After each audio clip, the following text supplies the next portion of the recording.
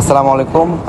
প্রিয় দেশবাসী, আপনারা সবাই জানেন আমাদের প্রাণপ্রিয় জুলাই আগস্ট অভ্যুত্থানের পর থেকে বলিষ্ঠ কণ্ঠস্বর ও শরীফ ওসমান হাদির উপরে যে বন্দুক হামলা হয়েছে, গুলিবিদ্ধ হয়ে তাকে এবারকে হসপিটাল থেকে রেফার করা হয়েছে সিঙ্গাপুর জেনারেল হসপিটালে। এবং সিঙ্গাপুর জেনারেল হসপিটালে গতকাল 6:30টার দিকে তাকে রিসিভ করা হয়েছে ইমার্জেন্সি কমপ্লেক্সে। এবং তাকে ইমার্জেন্সি ভর্তি করার পরে যে আবার চিকিৎসা শুরু হয়েছে এবং তার চিকিৎসার আপডেট নিয়ে আমি কথা বলছিলাম।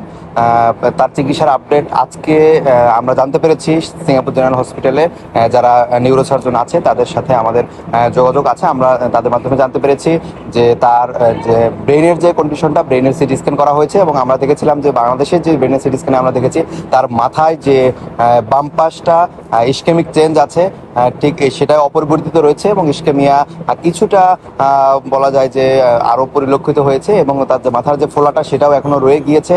তার ব্রেন স্টেমের যে ইনজুরি আছে সেই ইনজুরিটার কারণে ব্রেনের যে ফোলা অংশের মাধ্যমে তার যে ভেন্ট্রিকলগুলো ছিল, যে পানি লাইনগুলো ছিল, সেটা প্রায় বলা যায় যে অসুবিধার মধ্যে আছে। এবং তার যে কিডনি, হার্ট এবং লাংস আর্টিফিশিয়ালি ভেন্টিলেশনের মাধ্যমে চলছে এবং তার ফুসফুসের সিটি স্ক্যান করা হয়েছে এবং সেই ফুসফুসের সিটি স্ক্যানেও তার ব্লাড দেখা দিয়েছে, যেটা কিনা বাংলাদেশেও ব্লাড দেওয়ার কারণেই মূলত চেস্ট ড্রেন দেওয়া হয়েছিল।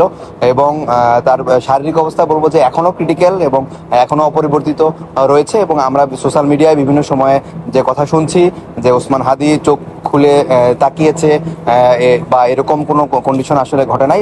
মূলত ওসমান হাদির কন্ডিশন এখনও ক্রিটিক্যাল এবং তার কন্ডিশন অপরিবর্তিত রয়েছে এবং যেভাবে তার জিসিএস ছিল E1VT-3, সেটাই মূলত এখনো আছে। এবং আমরা আশা করি যে ওখানে সিঙ্গাপুর জেনারেল হসপিটালে তার যে বিভিন্ন মনিটরিংগুলো ছিল সেই মনিটরিংগুলো এখনো কন্টিনিউসলি করা হচ্ছে এবং আমরা দেখতে পাচ্ছি যে আসলে তার শারীরিক অবস্থা অবনতি হয় নাই বা উন্নতিও আমরা খেয়াল করি নাই। তার অবস্থা স্ট্যাটিক আছে এবং তার জ্ঞান ফিরে আসার সম্ভাবনা যদি আমরা বলি তাহলে চিকিৎসকরা বলেছে এখনো আসলে আমরা ওইভাবে অ্যাসেস করতে পারছি না যে আসলে কি হবে। তবে আল্লাহ চাইলে তো সব মিরাকল ঘটাতে পারেন এবং আমরা চাই যে শরীফ ওসমান হাদির মতো বলিষ্ঠ কণ্ঠস্বর বাংলাদেশের জন্য, বাংলাদেশের জাতির জন্য আসলে খুব বেশি দরকার। এবং আমরা সবাই দোয়া করব তার শারীরিক অবস্থা যে পর্যায়ে আছে সেই পর্যায়ে থেকে যাতে কামব্যাক করে এবং সে স্টিল ফাইট করছে এবং আমরা চাই যে আসলে